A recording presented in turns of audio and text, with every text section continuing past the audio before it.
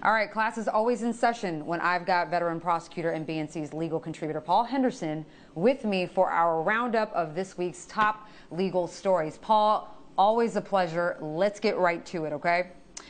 Let's start with the news. All right, well, let's start with the news about Judge Cahill, Peter Cahill, the judge who presided over the Derek Chauvin trial. He has refused to amend his sentencing memorandum in Chauvin's case to recognize the trauma experienced by the young black girls who witnessed the murder of George Floyd and then had to relive that trauma by having to testify at trial. Now, take a listen to a clip of the segment we did on the matter last week. Here's where it gets, to me, sticky to the point of absurd, right? In that he doesn't just decide against utilizing, for the purposes of sentencing, the fact that there were minors present. He speaks in the opinion and says that although the state argues that these girls, not young women, but girls, were traumatized, that there isn't evidence of that, objective evidence of that in the record. Now, keep in mind, in the record, we have the testimony of Darnella Frazier where she says she can't sleep at night. She thinks about it all day long, wondering if there's something more that she could do, and being sorry and feeling laden with guilt. We had a sweet 9-year-old girl who is wondering why all the adults around aren't doing more and wanting the officer to stop, being able to see clearly. And these are children who watched a man not just die, but be killed. Paul, your thoughts? Okay, so several thoughts here, but the first one I want to start with is I appreciated seeing the role of the prosecution leaning in to clarify the distinction for trauma on behalf of the children after the judge made his ruling, and to give him the opportunity to address this issue in the first place. So I was happy to see that. I was disappointed with the judge's ruling, specifically with his negation of the trauma. And we know, so listen, here is the definition of trauma. It is anything that is deeply disturbing or distressful. And that is absolutely what we saw here. I feel like his ruling was almost disrespectful to the children that identified and that saw this trauma with George Floyd. And it flies in the face to what we all know, just watching in the audience from watching the trial, of what we saw from the adult witnesses in the case. That was trauma. From the public and the audience's perception of the testimony and the evidence that was presented throughout that entire case and the trial, especially for the communities of color, that was trauma. For the children that were there, that saw it and then had to testify, and you and I both know what it takes to get a child witness on the stand and what that process entails. And we heard their actual testimony. I'm so glad we played the clip that captured some of the actual testimony of what those children were saying on the stand to the judge.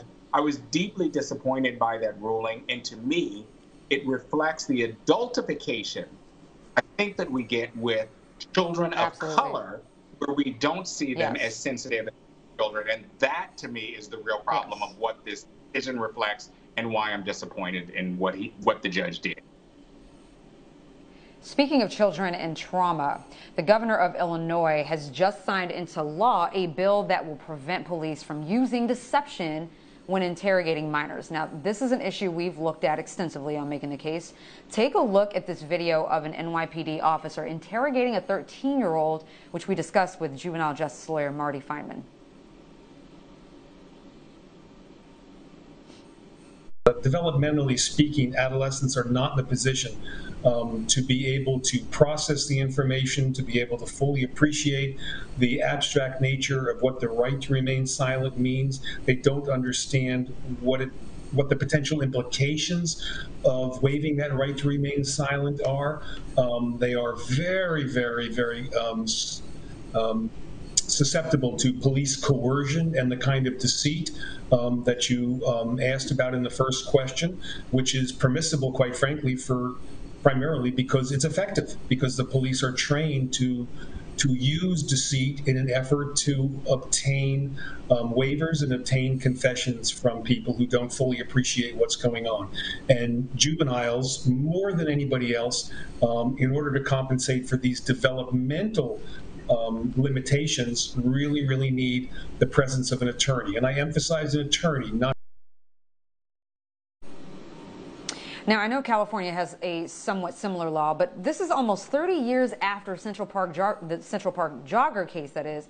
Not a lot has changed in most states when it comes to the laws regarding the interrogation of children. What are your thoughts on this new bill and whether we can hope for a nationwide reform in this area?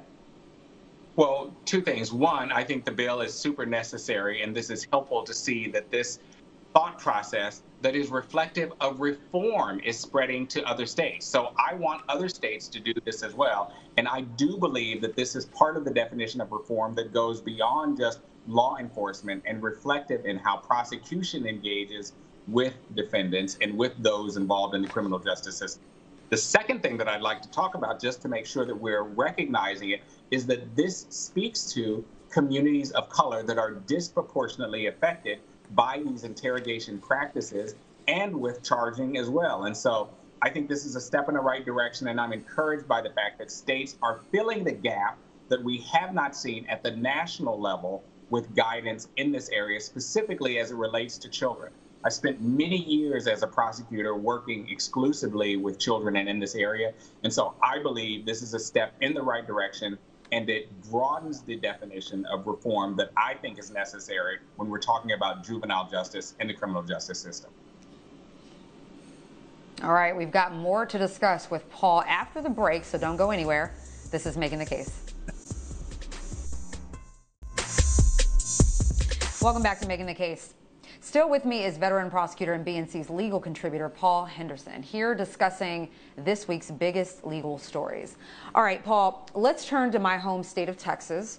The latest embarrassment is this new law where private citizens can get $10,000 for turning people in who help others get an abortion after 6 weeks. And this doesn't just include medical providers. I'm talking about it could be a family member who paid for the abortion or a... Your thoughts? Frustration and anger. I feel like this goes a step beyond selective prosecution to engage the population in a way that I think is inappropriate for rules, regulations, and guidance that is favorable to political parties. I'm really frustrated that the law is being twisted in this way to engage the general population against the laws of this country. This is the worst kind of lawyering, the worst kind of leadership, and the worst kind of legislation. And it's legislation like this that really gives lawyers a bad name, and it's legislation like this that I think gives elected officials a bad name. The states should be embarrassed. These leaders should be embarrassed for coming up with legislation like this. It won't stand the test of time, but in the meantime, it's an insult to the rest of the country, and it's an insult to the citizens of that state that want to follow the law and want to do good, that are being guided and directed in the wrong way by this legislation. Those are my thoughts. That's how I feel, and I feel pretty strongly about it. And there was some breaking news, Paul, today. Defense lawyers for Greg and Travis Mcmichael, the father and son duo who killed Ahmaud Arbery, are seeking to close jury selection in the trial to the press. Their argument is that jurors should be as comfortable as possible to express whatever feelings they might have about race and other, quote, sensitive topics. How likely do you think that motion is to succeed? I hope it's not successful at all. But first, let me say I was angry about that. You don't get the privilege of comfort. You don't get the privilege of satisfaction and the ease of a trial when this is a difficult conversation, and this was a heinous act. You did something very bad, and the country has known about it. You will be prosecuted, and we need to see that prosecution. That has to be and should be an open process. And just like we saw an open process for George Floyd on his behalf with Derek Chauvin in his trial, I believe Ahmaud Arbery deserves to have his story told publicly. And those defendants the criminals, the people that are charged with his murder, need to have that behavior both prosecuted and sentenced in an open way. That I would be very frustrated if this gets to be closed. And I don't give a damn about the comfort of what those defendants want or don't want to be shown to the rest of this country.